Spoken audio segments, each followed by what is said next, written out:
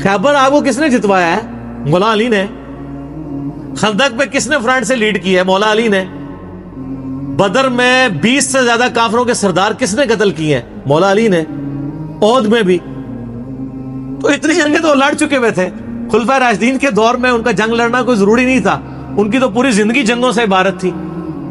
अपनी जिंदगी का गोल्डन पीरियड उन्होंने जंगों में। यार जवानी तो सबको प्यारी होती है। हुजूर की वफात के वक्त हजरत अली की उम्र पता कितनी थी? 34 साल। और जितनी आप जंगी कारनामे सुनते हैं वो 34 साल से पहले के थे।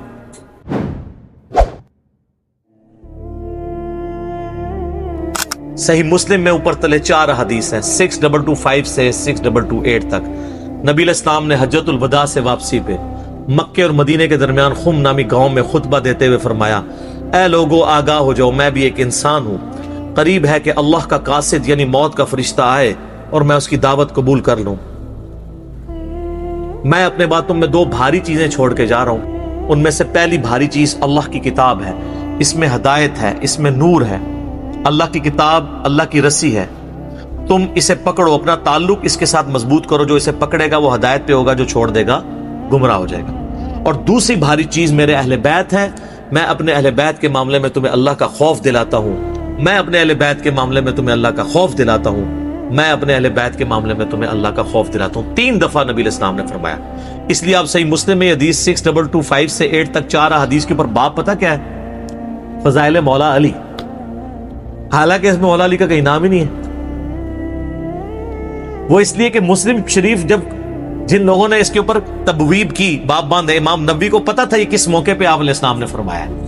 वहां कौन था वो आपको डिटेल हदीस फिर मिलेगी जामिया तिरमिजी में, उसका एक हिस्सा डिटेल पूरी मिलेगी सुनन निसाई अल कुबरा के अंदर, अल मुस्तदरक लिल हाकिम के अंदर, मुस्नद इमाम अहमद में और मिशकात में भी आपको तीसरी जिल्द में मिलेगा कि नबी इस्लाम ने इस मौके पे जब ये फरमाया ना, तो आप इस्लाम ने मौला अली को बुला के अपने साथ खड़ा करके अपना हाथ उनके हाथ के ऊपर रख के यूं सहाबा में बुलंद करके कहा, मन कुन्तु मौलाहु फहाज़ा अलीयुन मौला।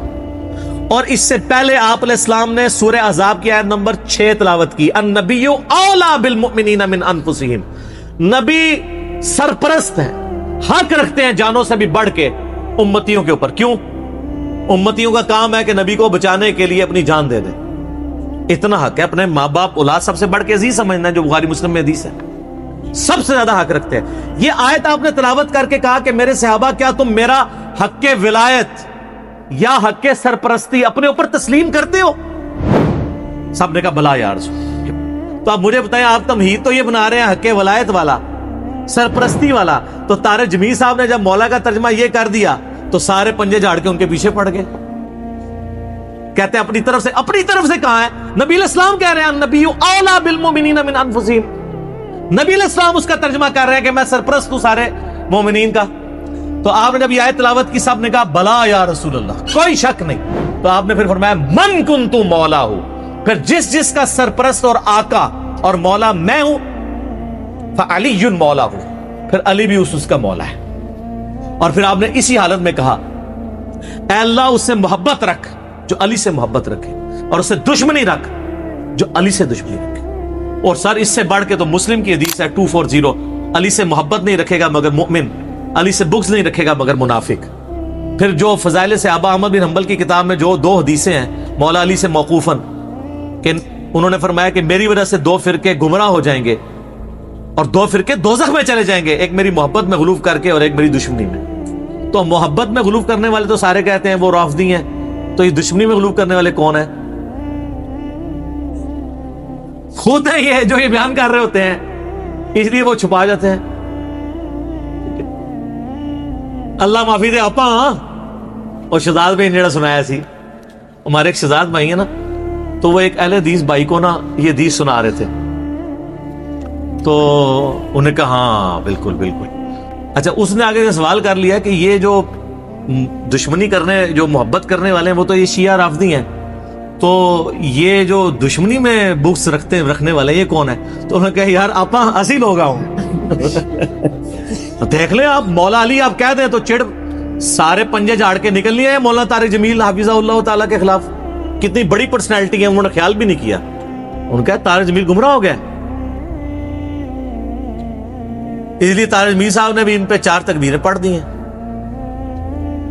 ان کو پتا چل گیا کہ یہ لوگ تو یعنی سچائی کو قبول نہیں کریں گے.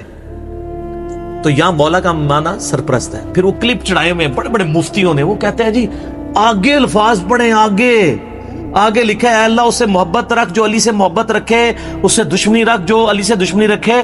تو اس کا مطلب ہے کہ یہ مولا کا معنی تھا دلی محبوب. اور پیچھے پڑھو، پیچھے ہے النبی اولا بالمؤمنین من انفسہم. سمجھ آئی؟ جیسے وہ بریلوی کہتے ہیں اگے پڑھو، اگے صراط الذین انعمت علیہم، اسی کہنا پیچھے پڑھو، پیچھے ایاک نعبد و ایاک نستعین.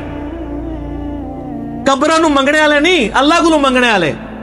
اور اس دن صراط المستقیم، سیدھا راستہ نبی الاسلام کا. تو کچھ اگوں پڑھتے رہے، کچھ پچھوں پڑھتے رہے. سٹارٹ ہی اس سے ہوئی النبی اولا بالمؤمنین من انفسہم وازواجہ امہاتہم. سر یہ جو باتیں میں کر رہا ہوں انشاءاللہ یہ میرے جب کلپ چڑھ رہے ہیں نا قیامت تک کے لیے ان کے منہ بند ہو جائیں گے جو انہوں نے کلپ چڑھائے ہوئے ہیں جی اور مولا کا یہ معنی نہیں وہ ہے. سارے معنی میں نے بیان کر دیے. اب لوگ خود فیصلہ کریں گے کہ یہاں پہ مولا کا معنی کیا ہے. جب یہ آیت پڑھی جا رہی ہو النبی اولا بالمؤمنین من انفسہم، اور بلکہ مسند احمد میں الفاظ ہیں، ہمارے نزدیک تو وہ والا حصہ ضعیف ہے، لیکن کتنے محدثین ہیں جو اس کو صحیح سمجھتے ہیں انکلوڈنگ بریلوی دیوبندیوں کے بزرگ، کہ جب نبی اسلام نے یہ فرمایا تو سیدنا عمر نے آ کے حضرت علی کو کہا کہ آپ کو مبارک ہو، آپ تو سارے مومنین کے مولا بن گئے ہیں. تو حضرت عمر جب یہ کہہ رہے تھے کہ آپ کو مبارک ہو آپ مولا بن گئے ہیں، تو حضرت عمر کو بھی پتا تھا میں مولا ہوں. تو حضرت علی کو کہنا چاہیے تھا کہ یار مولا تو تم بھی ہو، سارے صحابہ سے محبت رکھنی چاہیے. حضرت عمر خود مولا نہیں تھے کیا؟ تھے. تو وہ علی کو کیوں کہہ رہے ہیں کہ مبارک ہو آپ تو سب کے مولا بن گئے؟ اور سر وہ یہی والے مولا بنے، النبی اولا بالمؤمنین من انفسہم وازواجہ امہاتہم. لہذا میں سمجھتا ہوں کہ مولانا اسحاق رحمہ اللہ تعالیٰ کا موقف ٹھیک ہے کہ امت میں مسلمانوں کے سیاسی طور پر پولیٹیکلی گورنمنٹ لیول کے اوپر جو امت میں خلیفہ اول ہیں وہ سیدنا ابو بکر الصدیق رضی اللہ تعالیٰ عنہ علیہ السلام ہے، اور امت میں روحانی طور پر نبی صلی اللہ علیہ وآلہ وسلم کے جو خلیفہ اول ہیں وہ سیدنا علی بن ابی طالب ہے. یہی وجہ ہے کہ حضرت ابو بکر ہوں، حضرت عمر ہوں، عثمان ہوں، مولا علی سے مشورے کے ساتھ چلتے تھے، ان کو اہل البیت شمار کرتے تھے.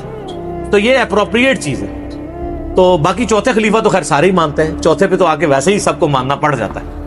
تو علی دا پہلا نمبر بھی، علی دا چوتھا نمبر بھی، دو ہی چیز ٹھیک نے، بیک وقت چیزیں ٹھیک ہے، ٹھیک ہے.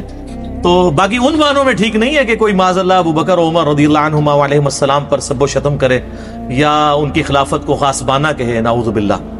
ان معنوں میں بات نہیں کر رہا. تو یہ اللہ مولا اور علی مولا میں بہت فرق ہے. ٹھیک ہو گیا. تو یہ اکثر کہتے ہیں کہ جی وہ علی مولا کہنے سے وہ جو ہے نا پھر وہ اس طرف لوگ چل پڑیں گے. تو سر وہ تو آپ اللہم صلی علی سیدنا و مولانا محمد پڑھیں گے تو وہاں تو مولانا ہے جو قرآن میں انت مولانا فانصرنا علی القوم الکافرین. تو آپ دروشی میں مولانا پڑھنا چھوڑ دیں گے؟ تو دیکھیں آپ اہل بیت کی دشمنی انسان کو کہاں تک لے جاتی ہے کہ آپ کو پھر بہت کچھ چھوڑنا پڑ جاتا ہے. تو بہتر یہ ہے کہ آپ صبح و شام تسبیح نکالا کریں، صرف ایک دفعہ کہہ لیا کریں کیا نہ میں وہابی نہ میں بابی، میں ہوں مسلم علمی کتابی. نہ ہم سو کارڈ وہابی ہیں، کوئی علمی بات کرو سے وہابی کی گالی دے دیتے ہیں، اپنے زوم میں سے گالی سمجھتے ہیں. اور نہ ہم بابوں کا دفاع کرنے والے بابی ہیں، ہم علمی کتابی ہیں. تو مولا علی ہمارے مولا ہیں جی، اور انشاءاللہ ہمیں قیامت والے دن مولا علی کے ساتھ ہماری دعا ہے اللہ تعالیٰ ہمیں ان کے ساتھ محشور فرمائے، اہل بیت کے ساتھ محشور کرے، اور مولا علی کے دشمنوں کو، ان سے بغض رکھنے والوں کو آل امیہ کے ساتھ محشور کرے جن کی وہ طرفداری کر رہے ہوتے ہیں. ٹھیک ہے، تاکہ ان کو کہتے ہیں بیان نہیں. وہ ایک اہل حدیث عالم مجھے کہنے لگے کہ یار وہ کٹر ناس بھی تھے، پھر بعد میں جب وہ چینج ہوئے 60+ ایج ہے، کہتے ہیں میں نے جمعہ پڑھایا تو میرے ماموں بھی تھے جو اہل حدیث عالم تھے. یہ اہل حدیث کا حال ہے. دیوبندی بریلوی تو بیچارے بالکل ہی گئے گزرے ہوتے ہیں علمی طور پہ، پھر بھی اہل حدیث کی اپروچ پھر بھی علمی ہے، قرآن و حدیث سے شغف ہوتا ہے. تو کہتے ہیں میں نے پہلی دفعہ زندگی میں محرم کا جمعہ فضائل اہل بیت پہ پڑھایا. تو کہتے ہیں اس میں میں نے حدیث بیان کر دی کہ علی سے محبت نہیں رکھے گا مگر مؤمن، علی سے بغض نہیں رکھے گا مگر منافق۔ تو میرا جو ماما جو عالم تھا مجھے کہنے لگا اے حدیث کتنے لکھی ہے؟ تو میں نے کہا مسلم شریف میں۔ کہنا لکھی ہوئی سی تو ضروری تو نہیں سی کہ بیان بھی کیتی جاندی، کہ اگر لکھی ہوئی تھی تو ضروری تھا بیان بھی کرتے۔ یہ سر لٹمس ٹیسٹ ہے۔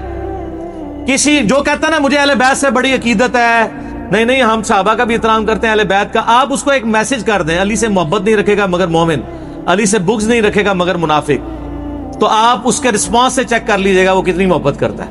لیکن یہی آپ جعلی حدیث بنا لیں کہ ابو بکر عمر عثمان سے مومن ہی محبت رکھے گا اور اس سے دشمنی منافق ہی رکھے گا، آپ کو کچھ بھی نہیں کوئی کرے گا۔ آپ کسی اہل حدیث کی مسجد میں یہ وائٹ بورڈ پہ حدیث لکھ کے لگا دیں علی سے محبت نہیں رکھے گا مگر مومن، علی سے بغض نہیں رکھے گا مگر منافق، تو آپ دیکھیے گا پھر شام تک وہاں پہ گڑبڑ شروع ہو جائے گی کہ کوئی شیعہ لکھ گیا۔ اور حضرت ابو بکر کے لیے جعلی بنا کے لکھ دیں، کوئی تکلیف ہی نہیں ہوگی۔ آپ کو میں بتا رہا ہوں مینٹالٹی کیسے بنائی گئی ہے۔ تو جب جو بیماری ہوتی ہے نا اسی کا علاج ہوتا ہے۔ مجھے کہتے ہیں آئے دن ہر لیکچر میں رفع الیدین کا ذکر کرتا ہے، کبھی سورہ فاتحہ کی کوئی تلاوت کر دیا کرے، کوئی اتحیات سنا دیا کرے۔ بھئی جس میں مصیبت پڑی ہوئی ہے اسی کا ذکر کروں گا نا، فاتحہ تو پڑھ رہے ہیں، اتحیات بھی پڑھ رہے ہیں، چھوڑا رفع الیدین ہوا ہے تو میں رفع الیدین پہ زور دوں گا نا۔ یہاں پہ بھی سنیوں نے جو چھوڑا ہوا ہے میں نے اسی کے اوپر ہی زور دینا ہے نا۔ حضرت ابو بکر عمر عثمان سے تو کوئی سنی بغض نہیں رکھتا، مسئلہ یہاں پہ ہے۔ وہ کہتے ہیں ہم انکاری تو نہیں حضرت علی کی شانوں کے، ہم کہتے ہیں انکاری کا مسئلہ نہیں ہے، آپ اقراری نہیں ہے۔ ہم کب کہہ رہے ہیں آپ انکاری ہیں؟ جتنے شد و مت سے آپ باقیوں کے لیے اقرار کرتے ہیں مولا علی کے لیے بھی کریں، ان کے اوپر بھی کانفرنسز کروائیں۔ آپ تو محرم کے چار جمعے جو ہیں شیعہ کے خلاف پڑھا جاتے ہیں، اہل بیت کے فضائل کا ذکر نہیں کرتے، اور جو زیادہ ذرا بدبخت ہیں وہ فضائل یزید پہ پڑھا دیتے ہیں۔ تو پھر اہل بیت کی باری کب آئے گی؟ خود آپ نے ان کو ان کے کھاتے میں ڈال دیا ہوا ہے۔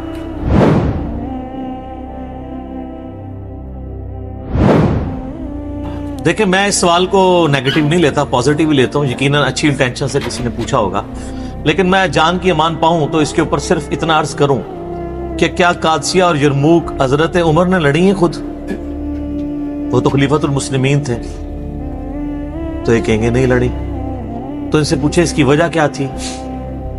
وہ کہیں گے اس لیے کہ وہ مسلمانوں کے امیر تھے، وہ آگے جا کے شہید ہو جاتے تو پیچھے مسلمانوں کی جمعیت ٹوٹ جاتی۔ یہ بھی وہ کہے گا جس کو تھوڑا بہت کوئی علم ہوگا تاریخ کا، باقی تو منہ ہٹ کے بیٹھ جائے گا اے کے سوال کرتا ہے۔ تو اور حقیقت بھی یہی ہے۔ آپ کو پتا ہے کہ سیدنا عمر خود قادسیہ لڑنے کے لیے جا رہے تھے، کیونکہ یرموک سے زیادہ سخت جنگ قادسیہ کی ہوئی ہے۔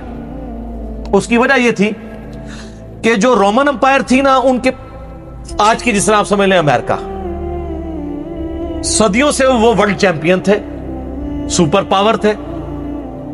اگر ان کو کوئی چیلنج کرتی تھی تو پرشین امپائر کرتی تھی، لیکن وہ چونکہ چیمپئن تھے، ان کے فوجی مراد کے اور آسانیوں کے عادی ہو چکے ہوئے تھے۔ لیکن جو پرشین امپائر تھی نا، یہ چونکہ عرب کے نزدیک تھی، جس طرح عرب کے لوگ ٹف جنگجو تھے نا ریگستانوں کے، تو جو یہ فارس کے لوگ تھے نا، ایران کے، پرشین امپائر کے، یہ بھی ان کے لیول کے ٹف لوگ تھے۔ بلکہ ان کے پاس تو ہاتھی بھی تھے، عرب کے گھوڑے تو ہاتھی دیکھ کے بھاگ جاتے تھے۔ بڑی مشکل سے پھر مسلمانوں نے 8,500 مسلمانوں کی قربانی سے قادسیہ جیتی گئی ہے۔ وہ آپ عمر سیریز سر دیکھیں تو آپ کو پتہ چلے قادسیہ کیا ہوئی ہے۔ تو نہج البلاغہ میں مولا علی کا ایک خطبہ موجود ہے جو میں نے جو ہے مسئلہ 162A میں بیان کیا تھا، کلپ لاکھوں لوگوں نے دیکھا ہے۔ خلفائے ثلاثہ کی شان میں مولا علی کے خطبات، 5 خطبات، ان میں سے اب یہ شیعہ کی کتاب کے اندر خطبہ موجود ہے۔ سنی تو ویسے ہی مانتے ہیں کہ حضرت عمر نے مشورہ لیا کہ میں قادسیہ کے لیے خود جانا چاہتا ہوں، بڑی جنگ ہے، میں خود لیڈ کروں۔ لیڈ کرنے سے یہ ہوتا ہے کہ پھر وہ نچلے لوگوں کا مورائل بلند ہوتا ہے۔ تو حضرت علی نے آ کے ان کو سمجھایا، اور بڑے زبردست الفاظ ہیں، ورڈ بائی ورڈ میں نے اس میں پڑھے ہیں نہج البلاغہ سے۔ وہ کہتے ہیں کہ تم جو نا اس وقت مسلمانوں کی، جس کو ہم وہ کہتے ہیں نا، وہ قلعہ ہو، یعنی جب کسی جانور کو بھاگنے سے بچانا ہونا تو اس کو ایک قلعے کے ساتھ باندھا جاتا ہے، وہ سینٹر ہوتا ہے۔ قلعہ قائم ہے تو جانور قائم ہے، قلعہ اکھڑ گیا تو گیا تو ان کا تم مسلمانوں کا اس وقت سینٹر ہو، اگر تم مارے گئے تو پیچھے مسلمانوں کی جمعیت بکھر جائے گی، تم اپنی جگہ کسی اور کو بھیج دو۔ سعد ابن ابی وقاص کو بھیجا گیا رضی اللہ تعالیٰ عنہ۔ خدا نہ خواستہ ہم نے شکست کھائی اس جنگ قادسیہ میں تو ہم پیچھے سے اور کمک روانہ کر دیں گے عرب کے لوگوں کو جمع کر کے، تو پھر ایک اور مارکا لڑ لیں گے۔ کم از کم تم پیچھے ہو گئے تو لوگوں کو جمع تو کر سکو گے، ورنہ مسلمانوں کو تو پہلی فکر یہ پڑ جائے گی خلیفہ ہی مارا گیا ہے۔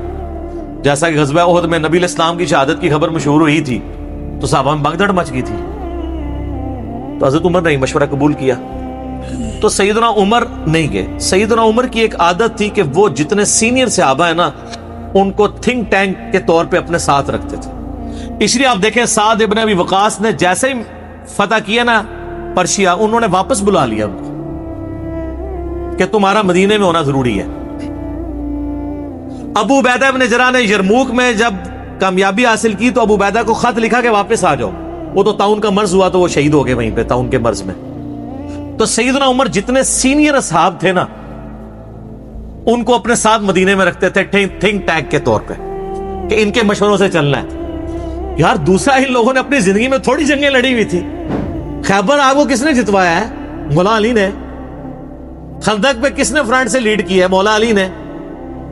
بدر میں 20 سے زیادہ کافروں کے سردار کس نے قتل کیے ہیں؟ مولا علی نے۔ احد میں بھی۔ تو اتنی جنگیں تو لڑ چکے ہوئے تھے۔ خلفائے راشدین کے دور میں ان کا جنگ لڑنا کوئی ضروری نہیں تھا، ان کی تو پوری زندگی جنگوں سے عبارت تھی۔ اپنی زندگی کا گولڈن پیریڈ انہوں نے جنگوں میں، یار جوانی تو سب کو پیاری ہوتی ہے۔ حضور کی وفات کے وقت حضرت علی کی عمر پتہ کتنی تھی؟ 34 سال۔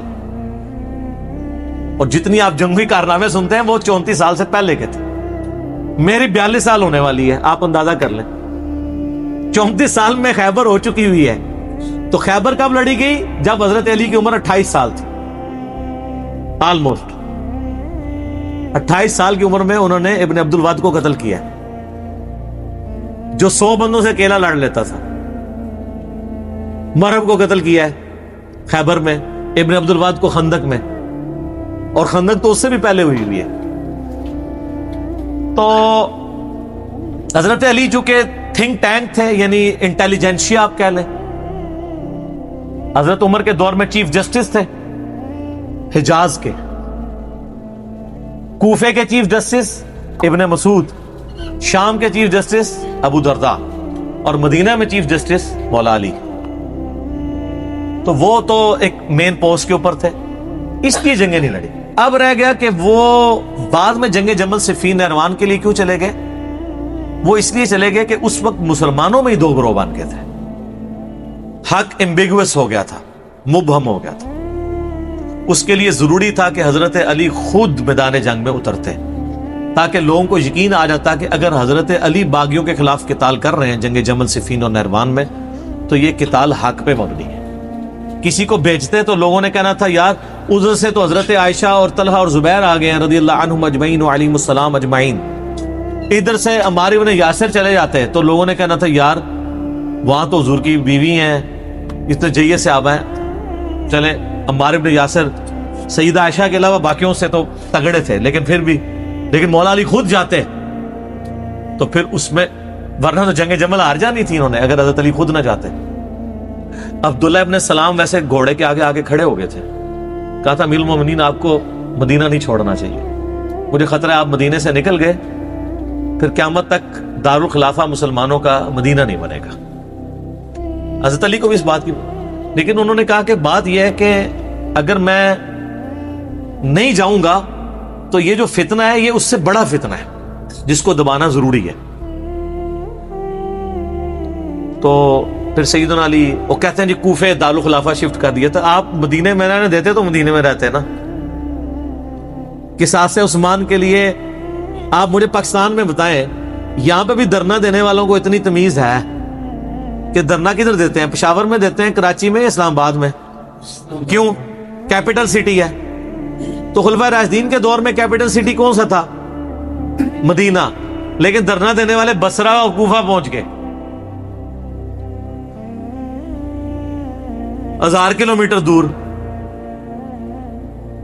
کہ ہم خود بدلہ لیں گے، قانون کو ہاتھ میں لیں گے۔ تو پھر حضرت علی کی مجبوری تھی کہ آپ بھی ادھر چلے جاتے. پھر کوفہ ایک فوجی چھاونی تھی جہاں سے سب کو کنٹرول کیا جا سکتا تھا, رومن امپائر کو بھی جو گر چکی تھی اور پرشین کو بھی, وہ سینٹر میں. اس لیے حضرت عمر نے اپنے دور میں سے فوجی چھاونی ڈکلیئر کیا تھا. بہرحال پھر حضرت علی کے جانے کی وجہ سے یہ معاملات سیدھے ہوئے, تو ان کی مجبوری تھی جانا, ورنہ لوگوں کے لیے معاملات ایمبیگوس ہو جانے تھے. آج تک نہیں لوگوں کو سمجھ آ رہی. تو اس زمانے میں جنہوں نے لڑنا تھا انہوں نے کیا لڑنا تھا؟ صحیح بخاری میں موجود ہے نا, حضرت عمار بن یاسر کو مولا علی نے بھیجا. بخاری کے الفاظ ہیں, وہ ممبر کی نچلی سیڑھی پہ بیٹھے اور حسن ابن علی کو اوپر والی سیڑھی پہ رکھا تاکہ سب لوگ دیکھ لیں جنتی نوجوانوں کا سردار بیٹھا ہوا ہے, مولا علی کا بچہ. اور کہا لوگو اللہ نے تمہیں آزمایا ہے, ایک طرف دنیا اور آخرت میں تمہارے نبی کی بیوی ہیں, رسپیکٹ کم نہیں کی, آخرت جنت میں بھی عائشہ حضور کی بیوی ہیں, لیکن اللہ نے تمہیں آزمایا ہے کہ تم عائشہ کی اطاعت کرتے ہو یا اللہ کی اطاعت کرتے ہو, کیونکہ اولو الامر منکم اس وقت مولا علی ہیں اور ان کی اطاعت اللہ کی اطاعت ہے. اطیعوا اللہ واطیعوا الرسول واولی الامر منکم. تو جب یہ سینیریو ہو, اس وقت مولا علی کی مجبوری تھی وہاں سے نکلنا. اور آپ دیکھیں انہوں نے بعد میں پھر کوئی ان کے ساتھ زیادتی بھی نہیں کی. جمل میں جو دوسری طرف سے مرے ان کے جنازے بھی پڑھائے ہیں, ان کی عورتوں کو لونڈیاں نہیں بنایا, خود سیدہ عائشہ کو عزت اور احترام کے ساتھ وہاں سے رخصت کیا. تو یہ کہنا کہ حضرت علی نے جنگیں نہیں لڑی ہیں, حضرت علی نے تو آپ کو سپر پاور بنوایا ہے, ٹھیک ہے, اس کے بعد بھی سب کچھ بنا کے آپ کے حوالے کیا ہے. تو آرٹیکل پھر بھی نہیں سامنے آ گیا, اور جب برا وقت آیا پھر بھی حضرت علی کے گھاٹے فٹ ہوا ہے, اور الٹیمیٹلی ان کو بھی شہید کر دیا گیا. میں اس سوال کے جواب کے اینڈ پہ وہ حدیث بیان کروں گا جو المستدرک للحاکم میں موجود ہے, سنن نسائی الکبریٰ کے اندر موجود ہے. میں نے اپنے ریسرچ پیپر میں بھی ڈالی ہے کربلا والے, کہ نبی صلی اللہ علیہ وآلہ وسلم نے فرمایا, اے علی تیری مثال میری امت میں قوم سمود کی اونٹنی کی سی ہے. جس طرح قوم سمود نے صالح علیہ السلام کی اونٹنی کو قتل کیا تھا تو اللہ کا عذاب آ گیا تھا. اگلے زمانوں میں سب سے بڑا بدبخت وہ تھا جس نے اونٹنی کو قتل کیا, اور میری امت کا سب سے بڑا بدبخت وہ ہوگا جو اے علی تجھے قتل کرے گا اور تیری داڑھی کو تیرے سر کے خون سے رنگ دے گا. استغفر اللہ واتوب الیہ. تو مولا علی کی شہادت کے بعد جس طرح قوم سمود کی اونٹنی مری تھی تو قوم سمود پہ عذاب آیا تھا, حضرت علی کی شہادت کے بعد بھی امت پہ عذاب آیا کہ آج تک دوبارہ اسلامی نظام قائم ہی نہیں ہو سکا.